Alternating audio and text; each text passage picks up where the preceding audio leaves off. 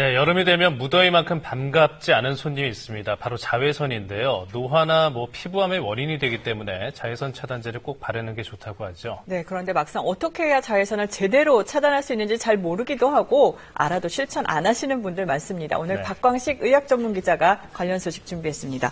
박 기자 좀 친절하게 설명해 주세요. 네, 요새 이 자외선 때문에 이 피부 손상 걱정하는 분들 많은데요. 네. 먼저 자외선은 우리 피부에 어떤 영향을 주는지 한번 살펴보겠습니다. 이 자외선의 A와 B 두 종류가 있는데요. 자외선 A는 이렇게 피부 깊숙이 침투해서 피부 노화와 색소 질환의 원인이 됩니다. 그래서 잡티나 검버섯, 기미를 유발하고 피부를 검게 만듭니다. 이 자외선 A는 요즘 같은 5월, 6월에 가장 강합니다.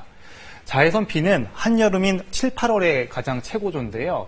살갗을 태우고 심하면 화상까지 일으키는데 심지어 이 피부 표면에 작용해서 피부암의 원인이 됩니다. 이 자외선이 얼마나 우리 피부를 상하게 하는지 감이 오시나요? 그만큼 이 자외선 차단은 반드시 필요한데요. 그런데 조사를 해보니까 의외로 이 자외선 차단에 무심한 분들이 많았습니다. 특히 남성분들 중에 이 피부가 답답하거나 별로 심각성을 못 느껴서 이 자외선 차단제를 바르지 않는 분들 많으실 텐데요. 실제로 이 서울시 보라매 병원 연구팀이 여름에 피부과를 찾은 400여 명을 조사했습니다. 규칙적으로 자외선 차단제를 사용하는 여성은 한 41%에 달한 반면에 남성은 9.5%였고요. 전혀 사용 안 하는 남성은 한 22%, 여성의 3%보다 7.5배나 더 높았습니다. 남자라고 피부가 무적은 아니기 때문에 이 자외선 차단제가 필수인데 말이죠. 또 이 나이대로 보면 이 선크림을 규칙적으로 바르는 비율이 젊은 층에선 40%가 넘었는데 60대 이상에서는 20%로 낮았습니다. 네. 이 자외선 차단이 더 필요한 노인이 오히려 무방비 상태로 더 심했던 겁니다. 특히 이 자외선 A는 실내에서도 유리창을 뚫고 피부에 침투하기 때문에 차단에 더 신경을 써야 하는데요. 그런데 대부분 사람들은 자외선 B를 차단하는 데만 관심이 많았고 자외선 A는 소홀히 하는 경우가 많았습니다. 이 자외선 차단제를 보시면 SPF 지수와 PA 지수 많이 보셨을 텐데요. 근데 대부분 SPF 지수는 자외선 B를, 또 PA 지수는 자외선 A를 막아주는데 이 SPF 지수만 관심이 많은 경우가 많습니다. 그래서 소비자가 자외선 차단제를 살 때 SPF 지수만 보고 고르는 경우가 실제 많았는데 그 정도는 한 83%나 됐고요. 자외선 A를 막아주는 PA에 대해서는 모른다는 사람이 한 26%나 됐습니다. 그런데 정작 자외선 A를 막는 효과를 기대를 했는데요. 조사에서 자외선 차단제를 사용한 이유에 보니까 1위가 잡티나 검버섯 등을 예방한다였고요. 2위가 피부가 검어지는 것을 예방한다고 대답을 했습니다. 결국은 자외선 A로 인해 유발되는 것들에 대한 기대를 하면서 자외선 B, 즉 SPF 지수를 찾았던 것이죠. 따라서 이 자외선 차단제를 제대로 알고 바르지 않으면 효과가 크게 떨어질 수가 있습니다. 평소에는 이 자외선 B와 A를 막는 SPF 30 정도의 PA2+ 이상이면 충분합니다. 하지만 차단 지수보다 중요한 것은 또 바르는 양인데요. 외출 30분 전에 검지손가락 한마디 정도의 양으로 충분히 발라야 합니다. 너무 적게 바르면 자외선 차단 효과를 볼 수가 없습니다.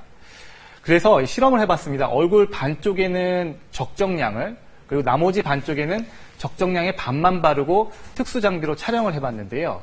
자외선 차단제를 바르는 부분이 짙게 나타나는 것을 확인할 수가 있었습니다. 짙은 부분이 정량을 꼼꼼하게 바른 부분이고요. 정량보다 적게 바른 부분은 잘 안 발라서 효과가 떨어지는 것입니다. 네. 이 하얗게 보이는 건 아예 바르지 않은 부분인데요. 그래서 바르는 부위도 중요합니다. 자외선에 가장 많이 노출되는 부위가 보통 코라고 생각하기 쉬운데 입술과 이 귀도 포함됩니다. 따라서 입술이나 귀, 또 손등이나 목, 귀, 턱 아랫부분까지 포함해서 자외선 차단제를 꼼꼼히 발라야 합니다. 다만 눈 위쪽으로는 이 눈에 자극을 줄 수가 있어서 피하는 것이 좋고요. 대신 눈 주변은 선글라스로 대비하는 것이 좋습니다. 또 중요한 것이 이 바르는 횟수인데요. 처음 자외선 차단제를 발라도 시간이 지나면 피부에 흡수되거나 지워지기 때문에 2-3시간마다 덧발라줘야 합니다. 특히 여름에는 이 땀을 흘리거나 이 물에 닿는 경우가 많기 때문에 방수가 되는 자외선 차단제를 발라주는 것이 좋은데요. 그리고 유통기한도 꼼꼼히 살펴봐야 합니다. 음식도 시간이 지나면 영양 성분이 파괴되는 것처럼 자외선 차단제도 시간이 지나면 서서히 효능이 떨어지기 때문입니다. 또 이 비가 오거나 구름이 많은 날에도 자외선은 바로 지상까지 도달하기 때문에 자외선 차단제를 발라야 하는데요. 자외선 차단제는 바깥에 나가기 30분 전에 피부에 골고루 발라주고 화장을 할 경우에는 기초 화장을 끝낸 뒤에 차단제를 바르고 색조 화장을 하는 게 좋습니다. 지금까지 피부 건강을 위해선 자외선을 차단하는 게 중요하다고 이렇게 얘기를 했는데요. 한 가지 마음에 걸리는 게 있습니다. 바로 이 뼈 건강입니다. 왜냐하면 뼈 입장에서는 햇볕을 쬐야 뼈가 튼튼해지기 때문입니다.